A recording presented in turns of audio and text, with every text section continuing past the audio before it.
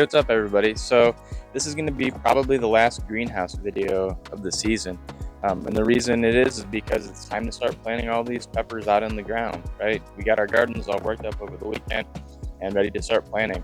So I just wanted to give you guys a little update and show you some of this stuff. Right, so the peppers, a lot of these, right, I've been out here every day working on them, growing all this stuff. Right, here's a scorpion pepper, really healthy looking plant. As you can see, the roots and stuff in here, right? So it's got really good root development. It's got really good color. It's a pretty big pepper plant to stick out there, so this is a good thing. We've got a lot of them that are big like this, and we've got some, let's see if I can find. Here's a ghost pepper plant. It's a little bit smaller. Still got some good roots and stuff on there. This one's got some aphids on it. I don't know how good you can see them or not, if you can see them. Little kind of pink, green patches and stuff. So anxious to get some of these outside, because once you get them outside, then the aphids start to disappear naturally. You get some thunderstorms and stuff, knocks them off. They can't find their way back up. Some more of the natural predators and stuff start eating them too. We've got ladybugs out here. Let's see if I can find anything. We've bought ladybugs and released them a couple times, and they've laid eggs, and I think there's actually a ladybug right in there doing their thing right on one of my dragon's breath peppers here. So, oh wow, this is really cool because we've got a lot of the different stages sort of on here, right? So if you take a look at this, there's a pupa on there. There's one of the larvae, right? So the larva is the one that kind of looks like the alligator, sort of. This one right there, right? And then on this other section, we've got a pupa. So they've got 4 stages of life, and then we've got a ladybug here, right? You see the ladybug crawling around. So we've got sort of the whole life cycle right here. They're doing their job here on some of these aphids. Stick this back in here, right? So really anxious to get all these plants and stuff out here. They've been doing pretty good in the greenhouse, but once we get them out in the dirt, they're going to start growing, start doing a lot better. Let me kind of pan the camera around here a little bit so you can see some of the other ones. Right, so these are some of the other really good plants. Some of the ones on the top here, they're really big. They've been hitting the top of the greenhouse for a while now. So a lot of these, we want to get them out there, get them planted so that way they can start growing. We've got some peppers actually growing in the greenhouse too. Let me kind of take us over here real quick to show you some of the stuff. So some of my overwintered plants, right? I like to overwinter plants. So, I'll find some of the better producing, better looking plants and stuff, and I will bring them in and try to save them, keep them for the next year. So this is one of the overwintered plants right here. And I don't know if you can see or not, but it's got some reapers growing on it, right? So this is one of our reaper plants. Some of the other overwintered plants didn't make it, but there's some other ones that I'll kind of pan around here that you can see up here on the table that are doing pretty good. So the overwintered plants, I like to put those into Garden A, our raised bed garden, because the root system on those are a lot bigger and more established since they've lived 1 year, right? So at the end of the season, they'll be 2 years old, right? And if we decide to keep them again, you can do that for a few years before they finally stop growing. But kind of pan around this way as well to show you some of the stuff that we got growing over here, right? So a lot of those are pretty big too. They're monster plants. And then we've got some other smaller ones and stuff back behind, but we've got a lot of plants out here to start putting into the ground. So the next week or two, we're going to be starting to plant some of that stuff, right? Get some things growing out inside, so that way they can start getting bigger, and start getting peppers sooner, right? Which is this goal.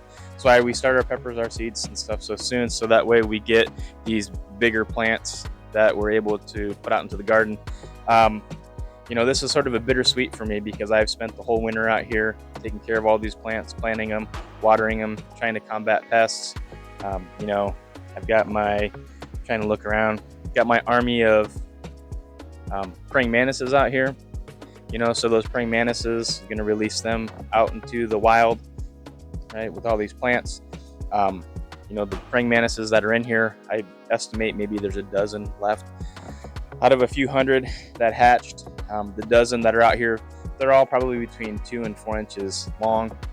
They're, you know, done really good job. Actually, I'm really impressed with how well they've done to help keep pests under control out here. I haven't noticed a lot of the fungus gnats. You know, I've talked before in other videos about the sticky fly traps that we hang up in order to try to catch those fungus gnats. With the praying mantises out here, we've had less fungus gnats, so that's really awesome that they've done a good job kind of keeping those numbers in check. Aphids, they've still been a problem, but I think with the help of the praying mantises, as well as, you know, introducing ladybugs a couple different times, we've really been able to kind of, you know, stop aphids from doing as much damage as they've done in the past years. You know, they have killed some of our plants. In some of the trays, there's empties, right, where there's just cups with dirt in them because the aphids have pretty much destroyed those plants. So, you know, some of the ones that we have in the trays, we won't be able to plant them. Some of the ones that we plant might not survive. They might be weakened because of that. But we've got a lot of plants in here, so we should have more than enough plants to produce peppers and stuff that we need to make sauces. So we're looking really good in terms of planting and all that stuff so far. All right, so I'm gonna pause this for a minute, and I'm gonna look and see if I can't find one of the bigger praying mantises real quick to show everybody. Okay, so I see a praying mantis in front of me. I'm going to go there in a second, but I wanted to kind of show everybody this just to sort of to educate a little bit. Let me see if I can gently take this down. So praying mantises, they shed their skin essentially. They molt, right, to become bigger. So this is one of the skins of one of the praying mantises that have molted. You know, I've seen these in different places. Some smaller, some bigger, right? Because they go through these different cycles in order to kind of get to the full-grown size, right? So this is a molting of one of the praying mantises. You know, it's a couple inches long, right? So this is one of the bigger ones. Oh, and I actually just kind of stumbled into a mantis down here. So here's one of the praying mantises, right? You see them. They're a master of camouflage, where they like to blend in with the different things that are growing. This one here is a couple inches long. It's on one of my spider plants, and it's, you know, just hanging out, trying to catch some bugs that come its way. These praying mantises, they're like the Navy SEALs of the greenhouse. They've done a really good job at helping to keep different pests under control. Fungus gnats, I've seen them eating aphids as well, so they've done a really good job. You know,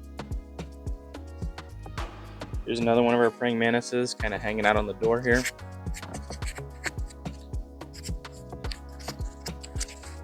Trying to climb up, and let's stick my finger over there so you can kind of see in comparison how big he is, or she. And so these praying mantises, they've been doing a good job. Right, they're fun. They've been fun to watch them grow and develop over time. It's also fun to see how they're keeping pests under control for us.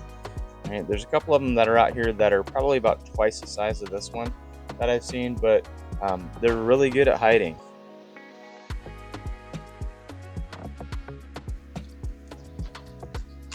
Okay, so back to looking at some of the peppers right here. This is a ghost pepper. It's looking really good. This is like one of our bigger plants.